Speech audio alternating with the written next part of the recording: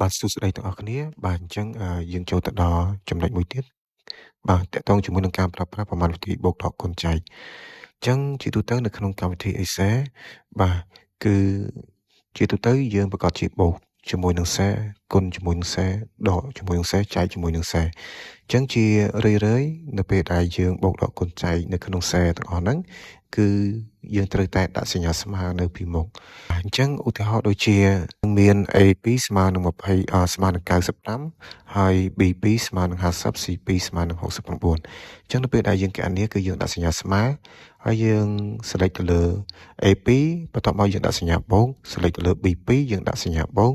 select ទៅលើ C2 ហើយបន្ទាប់មកទៀតយើង enter នោះលទ្ធផលយើងនឹងឃើញ209បាទហើយចូលមកដល់ចំណុចទី1គឺតកតងជាមួយនឹងការប្រើប្រាស់ប្រមាណវិធីបូកអញ្ចឹងជាទូទៅបាទស៊ីនតារបស់វាគឺស្មើ share address បូក share address បាទអញ្ចឹងបាទនេះគឺជារូបភាពឧទាហរណ៍តកតងជាមួយនឹងការបូកលេខបាទអញ្ចឹងដើម្បីគណនាបូកលេខគឺយើងដាក់សញ្ញាស្មើយើងចុចទៅលើ A1 ឬក៏ A2 បាទបូកជាមួយនឹង B2 បូក C2 នោះយើងនឹងឃើញលទ្ធផលបាទហើយតកតងនឹងការគុណលេខដូចគ្នាដែរបាទគឺស៊ីតារបស់វាគឺស្មើ share address ហើយយើងដាក់សញ្ញាផ្កាយគឺតំណាងឲ្យគុណហើយបន្ទាប់មកយើង select លើshare address បាទអញ្ចឹងស្មើ share address ផ្កាយ share address ហើយក៏ទាំងអស់គ្នាអាចប្រើប្រាស់រូបមន្តមួយដែលមានឈ្មោះថា product បើកវងកញ្ចក់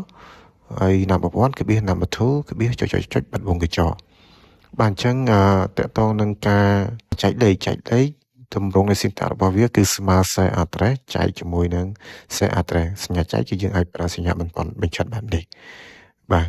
ហើយតកតងជាមួយនឹងប្រមាណវិធីដកបាទគឺទម្រង់នៃស៊ីនតារបស់វាគឺស្មើ share address ហើយយើងដាក់សញ្ញាដកជាមួយនឹង share address បាទអញ្ចឹងបន្តទៀតគឺខ្ញុំចូលទៅតារាង Excel ជាក់ស្ដែងបាទអញ្ចឹងឧទាហរណ៍ថាខ្ញុំចង់សរុបវាកន្លែងនេះដោយខ្ញុំមានតារាងបន្ទុកមួយបាទដោយមានឈ្មោះមានភេទមានទីកន្លែងអំណាចមានឋានៈមានមុខវិជ្ជាស្មើនៅ column total ហើយបន្តមកទៀតបាទយើងចុចទៅលើបន្ទុកបាទ cell ទី1ដាក់សញ្ញាបូកចុចលើបន្ទុក cell ទី2ដាក់សញ្ញាបូកចុចទៅលើ cell ទី3បន្ទាប់មកយើងចុច enter នោះយើងទទួលបានលទ្ធផលបែបនេះហើយបើសិនជាទាំងអស់គ្នាចង់កណនានៅ column ផ្សេងទៀតគឺយើងគ្រាន់តែធ្វើការចាប់ទាញវាចុះមកក្រោមនោះវានឹងកណនាឲ្យយើងឲ្យស្វ័យប្រវត្តិចំណែកឯប្រមាណវិធីគុណបាទប្រមាណវិធីគុណបាទគឺខ្ញុំមានតារាងផលិតផលបែបនេះបាទអញ្ចឹងដើម្បីគុណវាបានគឺយើងត្រូវដាក់សញ្ញាស្មើបន្ទាប់មកយើងចុចទៅលើលេខកន្លះទី1ហើយយើងដាក់ផ្កាយចុចទៅលើលេខកន្លះទី2បន្ទាប់មកទាំងអស់គ្នាចុច enter ដើម្បីឲ្យវាបង្ហាញជាលទ្ធផលបាទវិញវាចំមកដូចគ្នាដែរបាទហើយតកតងនឹងប្រមាណវិធីដកពេលដែលយើងដកគឺយើងត្រូវដាក់សញ្ញាស្មើបន្ទាប់មកយើងចុចទៅលើលេខហើយយើងដាក់សញ្ញាដកហើយចុចទៅលើលេខកន្លះទី2បន្ទាប់មកទាំងអស់គ្នានឹងឃើញវងកញ្ចក់បែបនេះបាទកាលណាបើឃើញវងកញ្ចក់បែបហ្នឹងហើយឃើញសញ្ញាដុល្លារទាំងអស់គ្នាអាចដូរវាទៅជា general វិញបាទដូរទៅជា general អញ្ចឹងកាលណាបើយើងឃើញដកចេះមានន័យថា